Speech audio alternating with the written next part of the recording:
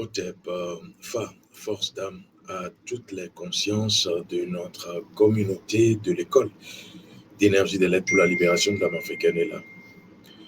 C'est un plaisir de vous accueillir une nouvelle fois dans cette pyramide. Nous allons ensemble évoquer un sujet. Dans plusieurs activités quotidiennes, vous avez souvent offert, donné. Les deux ne sont pas pareils. Mais est-ce que vous savez que le simple fait de donner ou d'offrir, et je vais vous expliquer la différence bientôt, peut attirer dans votre vie des malheurs. On dit souvent le chemin du diable est pavé de bonnes intentions. Et c'est d'ailleurs ce pourquoi dans notre tradition, l'intention, la bonne volonté, l'engagement seul ne suffisent pas. Vous devrez derrière savoir comment le faire. C'est d'ailleurs ce pourquoi, parlant de l'esprit, je vais d'abord vous dire pourquoi éviter de faire des dons sans appliquer une loi ancestrale. Et cette loi, beaucoup de nos anciens êtres, de nos ancêtres, la connaissaient et d'ailleurs aujourd'hui, les véritables initiés la détiennent. Et sur cette chaîne, puisque je suis là pour vous distiller la connaissance qui vous amène derrière à savoir, je vais vous dire tout. Lorsque vous donnez, lorsque vous offrez, voici pourquoi vous devrez éviter de le faire sans appliquer une loi traditionnelle ancestrale kémite. Parce que si vous ne le faites pas, vous allez attirer que des malheurs. Vous allez attirer que des problèmes. La plupart du temps, l'humain pense que ces problèmes viennent d'ailleurs. Et pourtant, dans notre tradition, on le sait, l'esprit n'a pas de limite. L'esprit est sans limite. Et c'est pour cela que lorsque je dis conscience, je vous amène à découvrir qui vous êtes dans votre esprit, votre nature première. C'est d'ailleurs ce pourquoi, à partir de l'harmonie que vous avez avec votre nature, votre esprit, vous allez au-delà des considérations humaines. Parce que tout se joue au niveau du cœur. Et tant que votre cœur est droit, c'est-à-dire léger, c'est-à-dire dépouillé de toute impureté d'âme, impureté astrale donc, impureté ancestrale, parce que dans votre famille, vous pouvez avoir des impuretés qui se logent dans votre cœur. Impureté, je dirais, en lien avec vos interactions. Tant que vous avez ces impuretés, il devient difficile d'avoir une existence, une incarnation, une vie heureuse. Et beaucoup de personnes ont fait des dons, beaucoup de personnes ont fait des offrandes, mais ont récolté malheur, problèmes, tragédies, drames.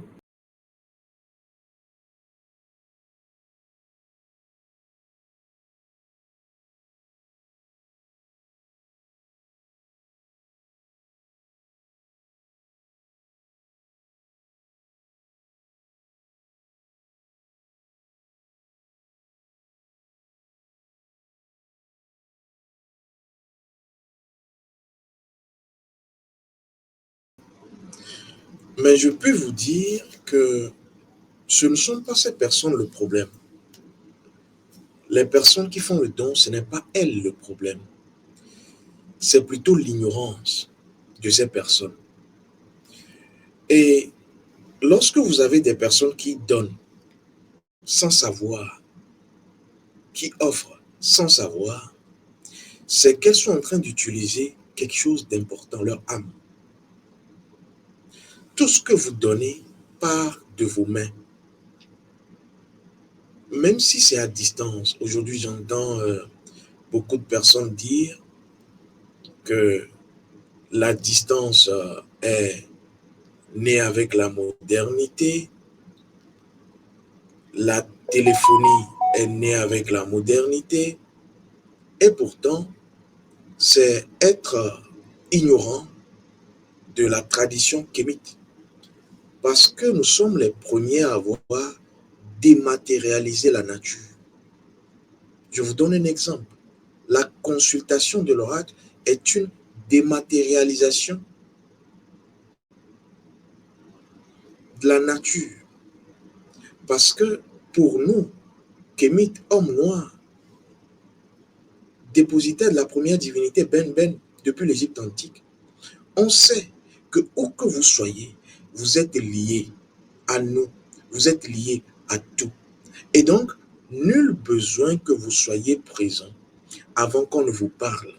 C'est d'ailleurs ce que les sorciers utilisent négativement parce qu'ils ont compris dans cette connaissance qu'ils peuvent vous tuer à distance. Si on peut vous tuer à distance, c'est qu'on peut vous guérir à distance. Si le sorcier peut vous voir, savoir ce que vous êtes en train de faire dans votre chambre, dans la nuit noire, c'est que le prêtre d'Amon, le Shem Souror, le guérisseur de notre divinité première Amon, lui, le Mbombok véritable, le Nganga, le Huno, le Bokono, va vous guérir à distance, va voir à distance et vous aider. Vous n'avez pas besoin de vous déplacer. C'est la dématérialisation spirituelle. Et c'est nous qui l'avons créé. Le vieux est dans sa case, à partir de sa calebasse, il voit ce qui se passe du côté de Massachusetts. Et donc, c'est pour vous amener à comprendre que chaque acte que vous posez est un acte qui impacte non seulement votre âme, mais aussi votre esprit, votre mental, votre conscience. Et tout dépend de ce que vous faites. Lorsque vous faites un don, il est en lien, le don, avec votre âme. Lorsque vous faites une offrande, elle est en lien avec non seulement votre personne, mais tout ce qui vous accompagne, tout ce que vous avez, tout ce qui est en lien avec votre monde invisible. Je donne, ça m'engage. J'offre, ça engage moi et mes ancêtres, les morts, les divinités, tout ce qui est force invisible dans mon monde spirituel. C'est pour cela que vous devrez faire très attention parce que les problèmes commencent à ce niveau. Je vais vous prendre une phrase que beaucoup de personnes répètent sans comprendre et vous l'avez souvent entendu. Et c'est en lien avec le sacrifice, le don, le partage, le service et surtout l'offrande. On dit souvent que le Nil et l'Égypte représentent sur le plan spirituel quelque chose de fondamental. D'ailleurs, l'Égypte n'est pas un pays, je parle de la profonde Égypte. Vous avez déjà entendu cette phrase forte. L'Égypte est un don du Nil. Donc, alors, repositionnons les choses dans le contexte traditionnel initiatique, puisque je vous parle en tant qu'initié du Fa, du vaudou Fa. L'Égypte représente la terre. Le Nil représente l'eau. Et on dit que l'Égypte est un don du Nil. Donc cela voudra dire que tout ce qui est terre, l'Égypte, la terre, la matière, découle de l'esprit, de l'eau. Et d'ailleurs, toutes les terres sont immergées dans l'eau. Toutes les terres viennent de l'eau. Tout corps physique, vous et moi, on sort de l'eau. Il ne faut pas me contredire là-dessus. Et donc, replongeons dans la consultation pour comprendre quelque chose de très important. Vous ne pouvez rien semer sur terre sans passer par l'eau. Vous ne pouvez en clair rien donner sans voir l'eau, c'est-à-dire le côté esprit de la chose, pour que vous retrouviez équilibre. C'est d'ailleurs ce pourquoi, lorsque vous faites un don, le don est en lien avec une loi. L'offrande est en lien avec la même loi. Et sans cette loi, vous pouvez offrir et avoir des dangers, ne pas retrouver la paix, être troublé dans votre conscience, manquer d'énergie, commencer à avoir peur pour rien, des phobies. Les problèmes de l'homme noir, actuellement, proviennent de ça, de son ignorance. C'est pour cela que dans notre tradition, on parle d'initiation. Et vous pouvez vous initier à distance si vous avez compris ce qu'est Kama.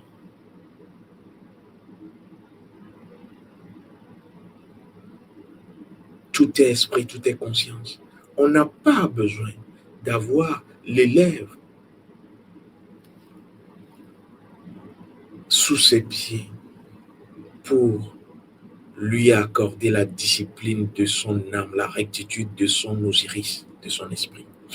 Je vais donc vous dire que la loi que vous devrez respecter avant tout don, toute offrande, c'est la loi de la correspondance. Écoutez ceci. Lorsque vous donnez, c'est votre âme qui est en jeu.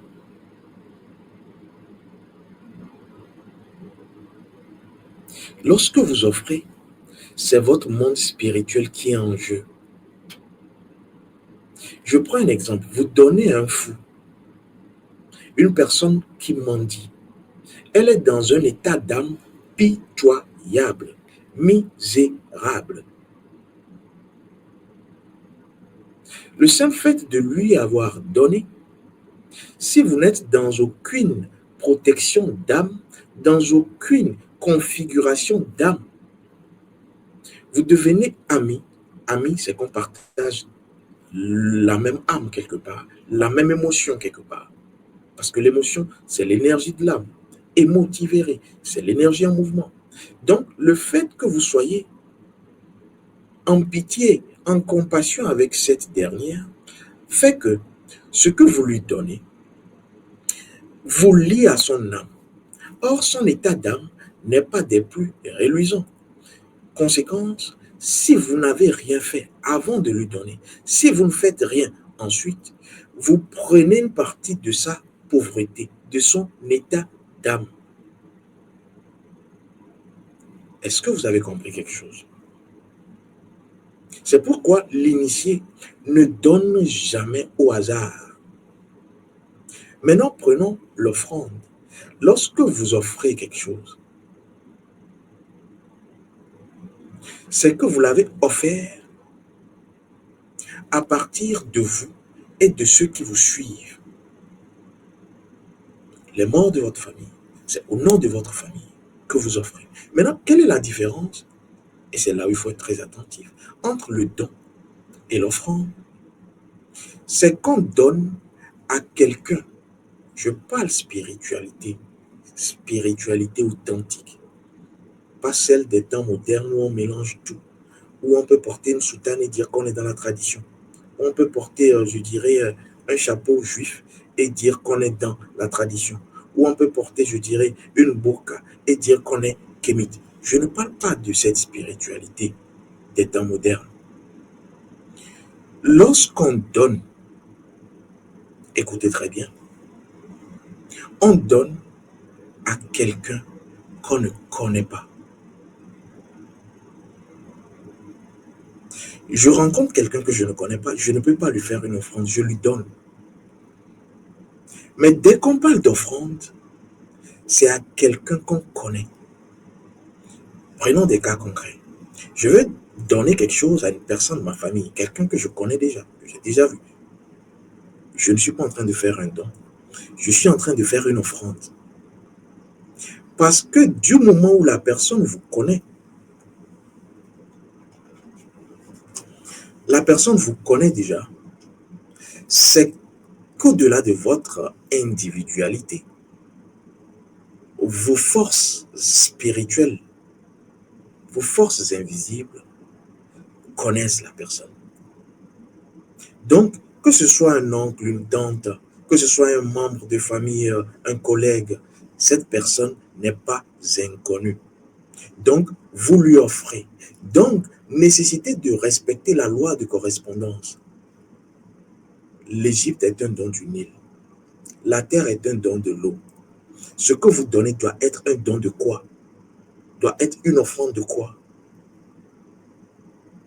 Donc, à chaque fois que vous donnez à une personne connue, ce n'est pas un don, c'est une offrande. Nécessité de convoquer les forces spirituelles qui sont en lien avec votre individualité, surtout votre famille. Parce que beaucoup de personnes ont été ensorcelées. Ça, c'est la tradition, c'est l'initiation, c'est retrouver le pouvoir de votre identité. Beaucoup de personnes ont été ensorcelées, ont été, je dirais, envoûtées, simplement à partir d'offrandes dans leur famille. Même lorsque ce sont des offrandes, je dirais, en espèces ou en nature. Pourquoi? Parce qu'elles n'ont pas respecté la loi de correspondance, qui est une loi ancestrale, traditionnelle africaine, qui dit, je dois savoir ce que je donne ou ce que j'offre. Et comment savoir? C'est à partir de l'eau, de la consultation. Lorsque c'est une personne que vous ne connaissez pas, vous n'avez pas besoin de consulter, mais vous avez besoin d'être en rapport, en phase avec votre âme avant de le faire. Ça vous engage, vous. C'est votre cœur qui parle. Et votre cœur, c'est votre âme. C'est pour cela que vous devrez découvrir qui vous êtes. Étape initiatique première. Savoir ce pourquoi vous êtes là. Et c'est dans cet état-là que vous pouvez agir. Donc, la loi de correspondance dit que vous ne pouvez pas donner à une personne inconnue ou offrir à une personne connue sans voir l'eau. Sinon, vous semez sur une terre qui sera dans de la sécheresse et qui va créer des problèmes. Lorsque vous retournez à la source, lorsque vous voulez faire tout ce qui est en lien avec le cheminement africain authentique et kémite, vous ne pouvez pas vous passer de la consultation.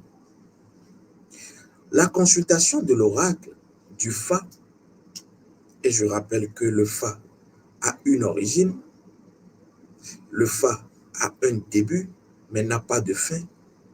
Actuellement, le siège, le lieu géographique du Fa originel qui est venu de l'Égypte antique, c'est l'Afrique occidentale.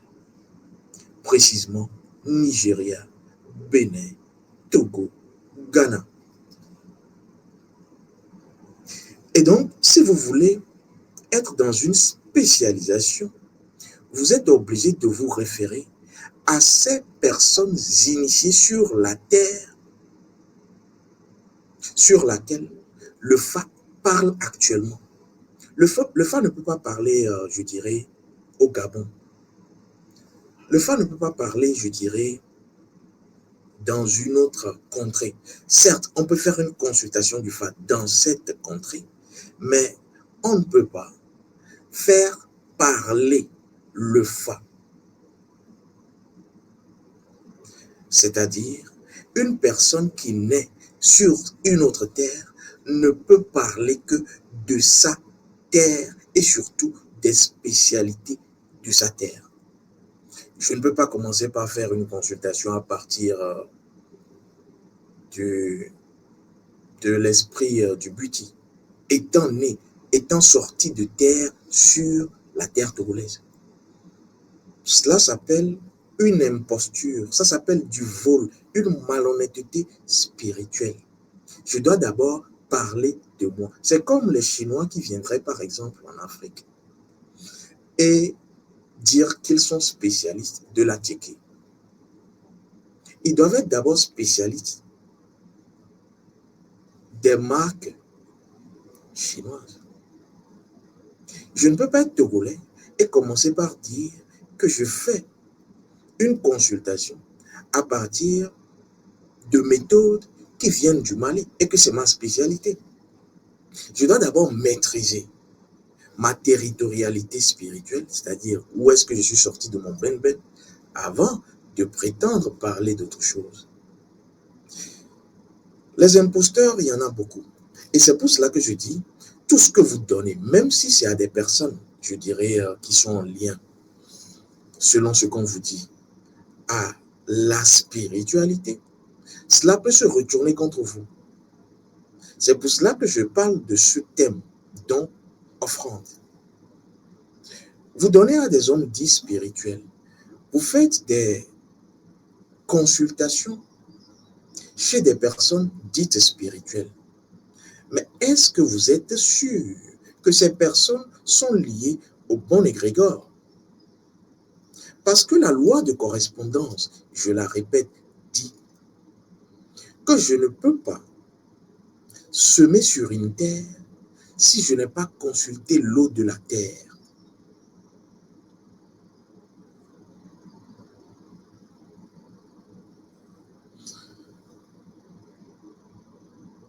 Ce sont les divinités africaines qui, la plupart du temps, parlent au cours d'une consultation.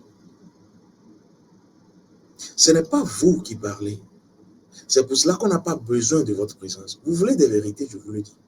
Les divinités de votre famille, à partir de la consultation, vont communiquer avec les divinités de notre panthéon, de notre égrégore, et le Fa nous le retransmet. Vos problèmes seront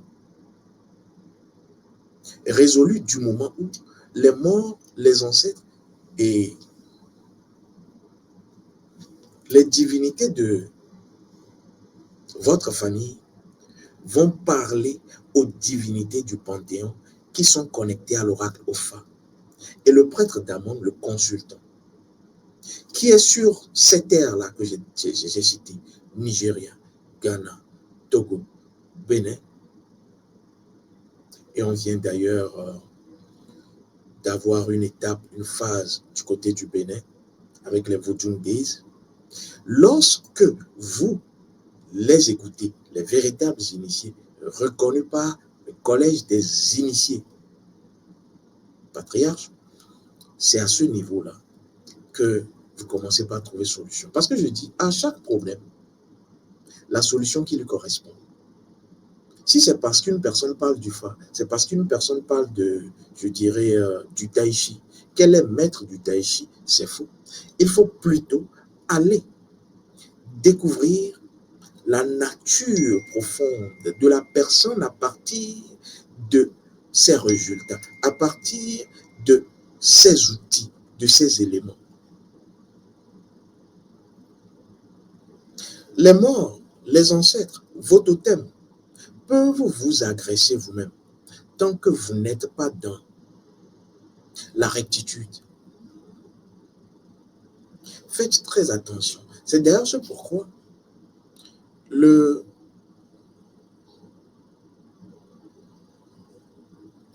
l'initié, la plupart du temps, ne perd pas conscience sur les dangers de ces actes. Vous avez posé plusieurs actes. Quelles en sont les conséquences jusqu'aujourd'hui? C'est pour cela qu'on parle de purification. La consultation du Fa est une première purification parce qu'elle vous permet de savoir ce qu'il se passe. La consultation est la première étape de la guérison. Savoir ce que vous avez est la première étape pour guérir. Pas pour vous soigner, pour guérir. Parce que la guérison, c'est dans l'âme.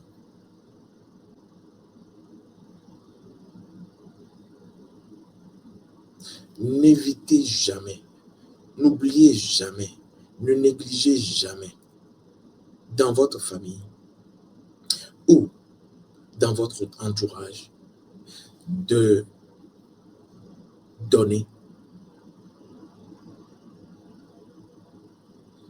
t'offrir sans la loi initiatique de correspondance. C'est ce qui va vous sauver.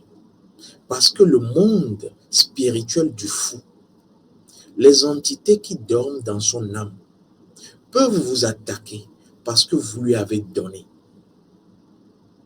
Parce que son état correspond à une situation précise dans son âme. Vous l'aidez sur le plan de la matière, sur le plan de la terre, sur le plan de l'Égypte. Est-ce que vous lui avez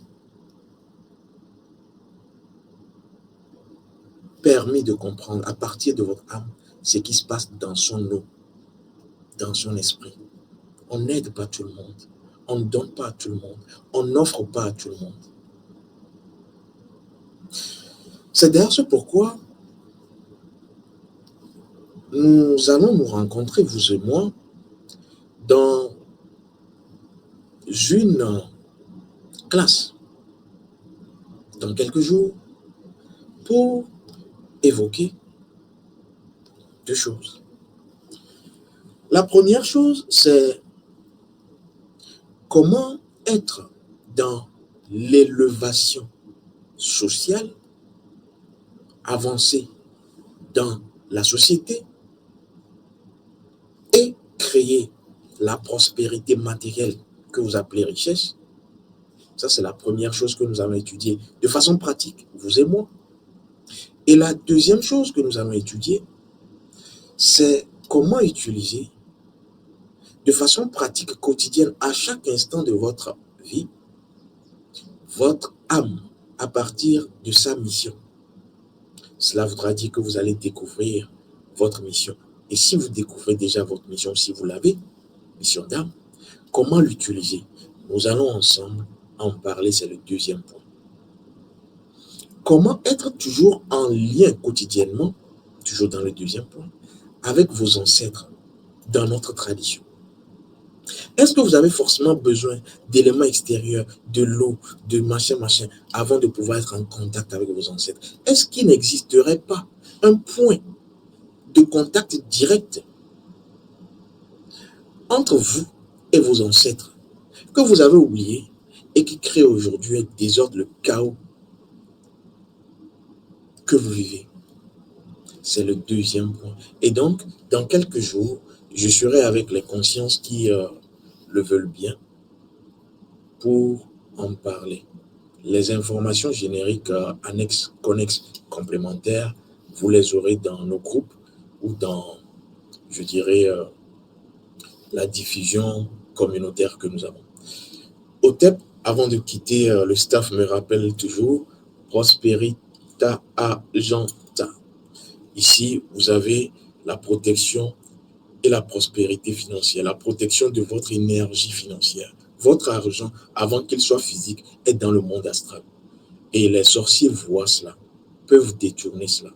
Ici, vous avez un condensé d'essence végétale préparé pendant plusieurs semaines à des heures qui sont des portails astrales pour vous permettre de vous protéger. Ceux qui ont des pertes d'argent inexpliquées, ceux qui ont des dettes à n'en point finir, ceux qui ont des mains percées, comme on le dit dans le jargon initiatique, prosperita argenta, et ensuite la fructification de vos recettes. Être riche, ce n'est pas dans, je dirais, le travail acharné, c'est dans le travail précis qui est en lien avec votre mission. Alors, vous avez ici incubus, succubus, ça c'est la pommade.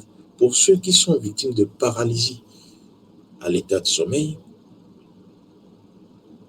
de viol, d'agression sexuelle venant d'entités, incubus, succubus. Vous avez la pommade. C'est vrai qu'il y a également le savon, mais ici j'ai la pommade. Toujours dans la gamme Aura 9, vous avez Vortex. Vortex très puissant qui permet le retour à l'envoyeur, les sorts et les malédictions professionnelles. C'est-à-dire, si quelqu'un vous a attaqué, que vous voulez qu'à chaque fois que quelqu'un vous attaque, ça retourne. Vortex. Si vous êtes victime de sorts et de malédictions, ça peut être professionnel ou dans votre entourage, Vortex. Voilà ce que j'avais à partager avec vous. Vous le savez, mon amour pour vous grandit. de plus en plus au temple, à toutes les consciences. Force d'âme, que la conscience ancestrale rayonne.